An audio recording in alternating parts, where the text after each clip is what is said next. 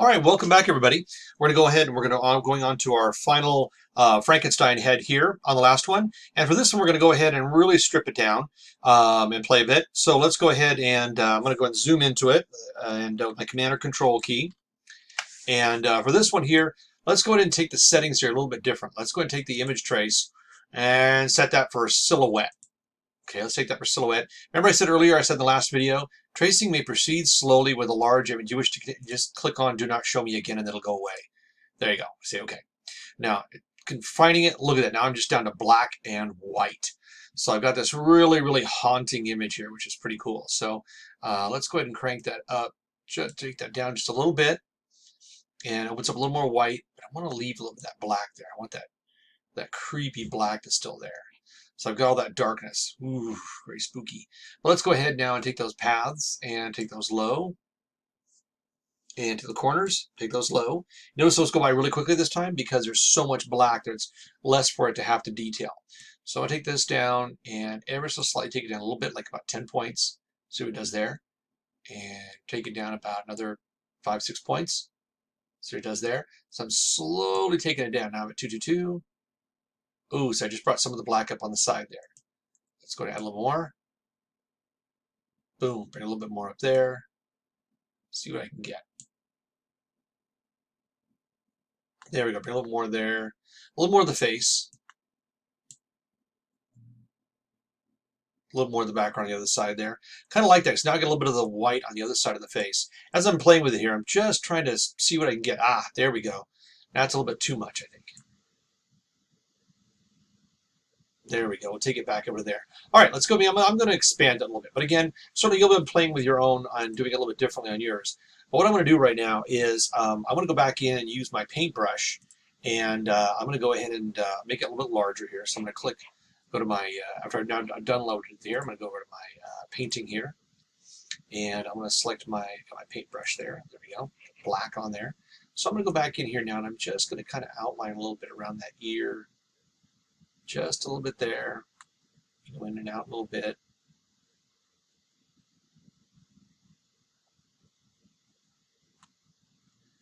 Just a little bit there. And let's take this right down along here. Boom. There you go. Bring that up in there. All right, so now I can go ahead and delete part of that. Certainly if I want to take the eraser there, and I can pull some of that off of there. There we go. If I want to use my rectangle tool, I can do that. Grab myself a rectangle and click and drag myself and just put a box over that, cover that up nice and smooth. Nice. There we go. Then I can use my paintbrush tool, come back in again here and just kind of paint in this area. Just get that nice kind of dark outline like that. Paint this bottom in here. Oops. Command Z that one there. It was a little messy. Keep that inside there. There we go. Inside there. Take this down. See, the same thing I can do on this one too is do that rectangle trick again. Grab the rectangle, grab the black, fill that in.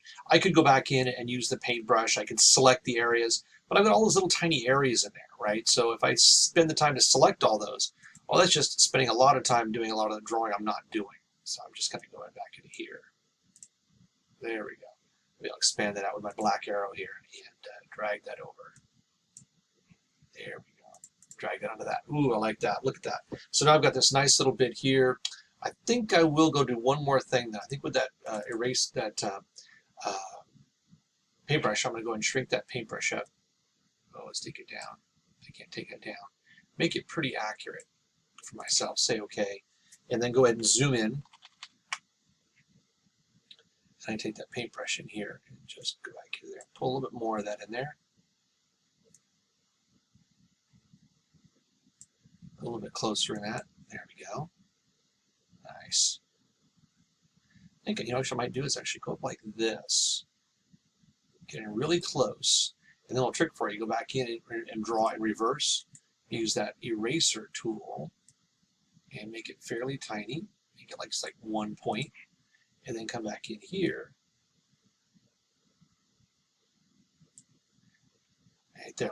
Oh, Command Z. Don't want that one. And just give a little bit there. I went too much, I think I did. There we go. Nope, still too much. Let me take it from this end.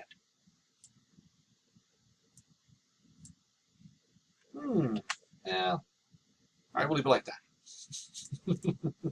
So Command and minus. And there we go. We'll leave that guy like this. There we go. We got this nice, haunting, dark, black and white image of him. I like that. So as you can see with this process, whether it's a combination of painting and drawing using the effects and how you bring something in, you can really get quite a different look on that character. There's one last thing for you. If I left click and drag a box right there, okay, so I collected that right there, okay, and what I'm going to do now is I'm going to tell the program to put all those lines together, okay. I'm going to say object and expand appearance.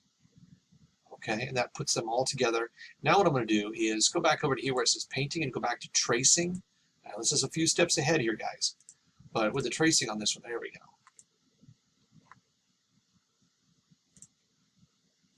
All right, so with it all selected, we're good to go. So now I'm going to go ahead and see the whole thing here. Now I want to go ahead and I want to export this. So we're going to go ahead and do the same one we did before. Is I'm going to go ahead and say File and Export. Export as, and so we'll go ahead and export this, and we'll say Vector Frank, and I'm going to go ahead and put him, and I'm going to say use artboard, and I'll keep it as a PNG so I can see the whole thing here. Nice quality, and I'm going to go ahead and export that for myself, and give it a white background, right? And say OK. So then if I go into my folder, I open it up, there's my full Frank. Look at that, fantastic. So my full Frank, he all looks good here. I've got my page here, my sample page, kind of just as a play. And you're going to upload this into the Frankenstein discussion board, okay, as your Vector Frank #1, okay? Now, let's go ahead. I'm going to close this up here. And now what we're going to do is we're going to go ahead and try again. We're going to do another one here in a few minutes, where this time now we're going to go ahead and now that we understand how to bring an image into Adobe Illustrator and how some of the different tools that we use can affect the outcome of the artwork itself, whether we get more or less detail, changing colors, erasing, editing, or just going back in and realizing which tools just don't work when it comes to working with a photograph. But we'll talk about the other tools later. So go ahead, export this, upload it, and when we come back, we're going to go ahead and take a look, and we're going to go back into Frank again, but we're going to use a different set of tools. All right? We'll see you soon.